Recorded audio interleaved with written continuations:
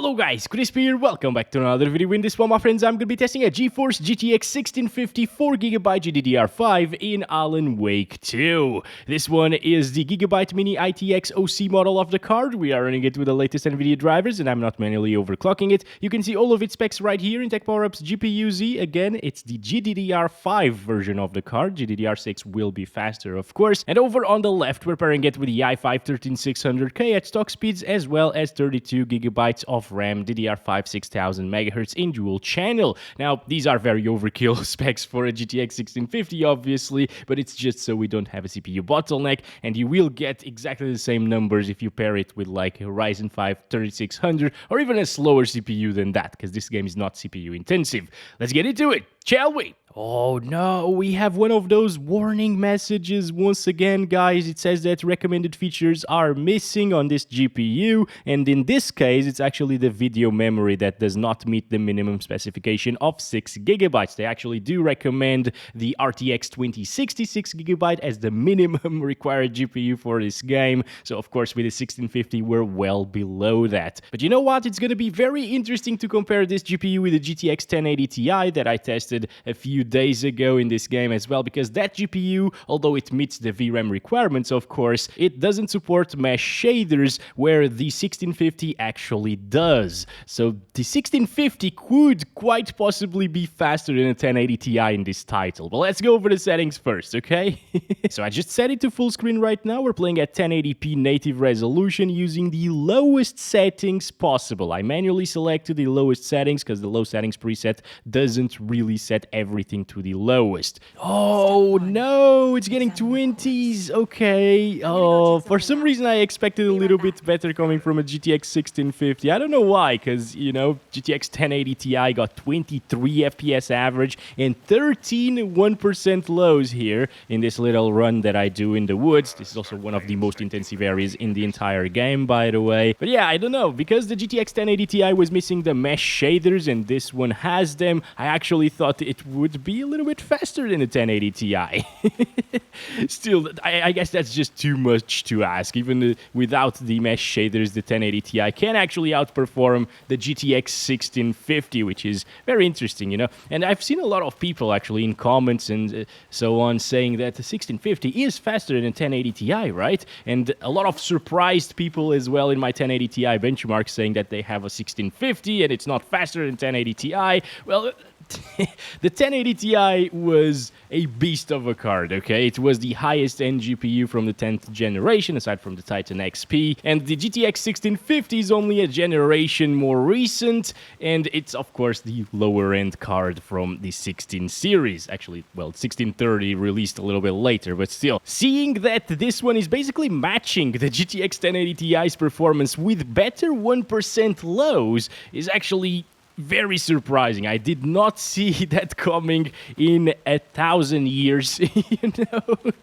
I never thought the 1080 Ti could fall so far behind, you know, but again, it's the lack of mesh shaders in that GPU, and I think with FSR support here on this GPU, it will probably outperform the GTX 1080 Ti in this game, guys, because it's very close. I would say that this is actually more consistent than the other GPU. All right, let's set it to 720p quality. Ooh, I'm seeing some flickering issues, guys. Wait a second, probably because the VRAM is not enough, I guess, but yeah, maybe it was just applying because I'm not really seeing them anymore. So this is 720p resolution internally, of course, and then it's upscaling it to 1080p.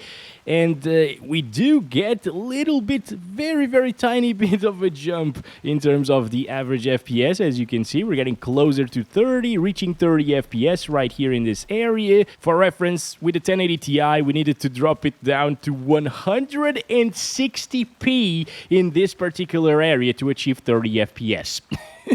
Not average, okay, 30 FPS in the counter. That's absolutely insane. That's how much of a difference little simple technology, well, maybe it's not really simple, you know, but yeah, a little technology in the card will go very, very far, as you can see. I also saw a little bit of flickering over there once again. Some of the textures are a little bit flickery, I guess. but that's not the end of the world. That could again be because of the VRAM limitations on this card, and it does require a 6GB GPU for a reason, right? It will be interesting to check. Oh no, never mind. I was going to say, it would be interesting to check out the GTX 1060 6GB, because it's usually faster than the GTX 1650, but since this is actually outperforming the 1080 Ti with FSR enabled, yeah, it's a terrible idea to play this with the 1060, okay? It's also kind of a terrible idea to play this with the GTX 1650, even though the 1% lows are pretty stable, you know, they're close to the averages. We're not seeing stuttering, which is very surprising, because usually in newer titles you see a lot of stuttering when you run out of VRAM, you know.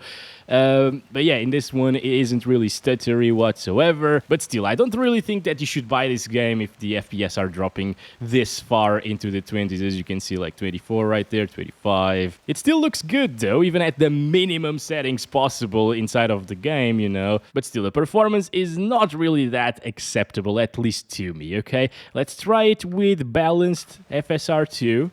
Okay, that doesn't really do much, right? We gained what, like 2-3 FPS maybe? It's still flickering a ton. All right. I'm not sure if it is actually running out of VRAM, you know, because the RAM utilization is low.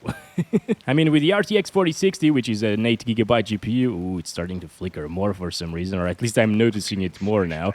But yeah, with the 4060, 8GB GPU, it was actually utilizing like 11GB of RAM. So it was definitely swapping a lot more things that should be on VRAM into the RAM on that GPU when I tested it. And here, it's not doing so as much, you know. At the higher resolutions, I think we saw like 9GB of RAM utilization, which means that it did swap some things from VRAM into the RAM. But now, as we are lowering the res by the use of FSR2, it's getting a little bit better. Also, another thing is, as I told you, this is one of the most intensive areas in the entire game. So if you don't really mind the lowest settings graphics, which still looks reasonable, you know, as well as the dips into the 20s in these particular scenarios, in this area of the game, I mean, you could possibly enjoy the game like this. Okay, with the GTX 1650. And I think with the 1650 GDDR6 version, it should be a little bit better. If it is like 10% faster, like it is in most titles, it will actually be a playable experience. You know, it won't drop to 27 right here. It might drop into like the higher 20s, 29, 30 even. So that's pretty decent. And Balanced FSR2 is actually looking pretty reasonable at 1080p resolution native, you know. But let's try it with 540p, which is Performance FSR2, or 50% resolution scale. And okay, so now it's starting to get really soft, the image, you know, but it's still kind of passable, but it still dips down into the 20s. Should I overclock the card at this point, guys? I think so. I'm gonna do that as soon as we finish this little benchmark run around here, all right? Especially that VRAM, it might make a bit of a difference, you know, but as you can see in this particular scenario right here, it is not even dipping into the 20s. Once again, because of the lack of mesh shaders on the GTX 1080 Ti, even though that had plenty of VRAM to spare, and the raw performance of that GPU is kind of insane compared to the 1650. It's like 3 times faster or something like that, maybe more. In my test, it could never achieve like 35 frames per second that we're seeing right now. And again, I tested that GPU at 160p, and it was getting less FPS than we're seeing right now on this card. Oh, but it's the downfall of the 10 series, my friends. They had to do something, because a lot of people are still playing games on 10 series, and they're absolutely fine cards, you know. 1080 Ti could even play Starfield, for example, which is a super demanding title, and kind of broken one at the same time. But yeah, the only way to kill the 10 series, apparently, is by utilizing some technologies that they don't have. I don't like to see that. Anyway, with these performance numbers, 33 FPS average, I could say, in the most intensive area of the map, I could say that this is actually not terrible, right? I could actually play the game like this. I played a ton of games with 20-something FPS back in the days when I didn't know any better. So, yeah, the fact that this doesn't stutter it makes it playable. right? I'm just gonna overclock the card a little bit now. Okay, here we have it. We can't really push the power limit right there because this version of the card doesn't really support external power from the power supply. It zips everything through the PCI Express slot on the motherboard. So let's just increase the clock speeds right here. I'm just gonna do 150 core clock and like 400 memory clock. Will that work? Please don't crash on me, buddy. Everything is fine. All right, it did work, my friends. We're still at Performance FSR 2, so the 540p resolution. And previously, we were seeing 28 FPS looking in this direction. And now we're seeing a couple of more frames per second with the overclock, guys. Going over 2 gigahertz at times on the core clock, as you can see. Still having some artifacting issues or flickering texture issues or whatever. Again, I really think that's just because this is a 4 gigabyte card and it's below minimum requirements. It is getting us 30 plus FPS in this particular area. It dipped down into the high 20s over there in that little way, you know, like this little alley over here, whatever this is. I don't know the name of it, but yes, this part it did dip. But look at that. We're even touching 40 frames per second at times, which is kind of insane, guys. And here, in this little way, it's actually the most intensive part of the game. The fact that with a little overclock that should be achievable on every 1650, this is running at 30 plus FPS like 99% of the time, even in a very intensive forest like this one, is pretty amazing. Again, yes, it is 540p.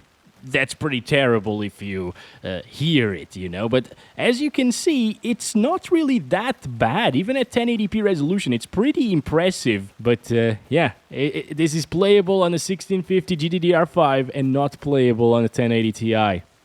Again, I just thought I'd never see this day coming, especially so soon, you know. All right, now I'm curious to see how ultra performance looks like. This is 360p, okay.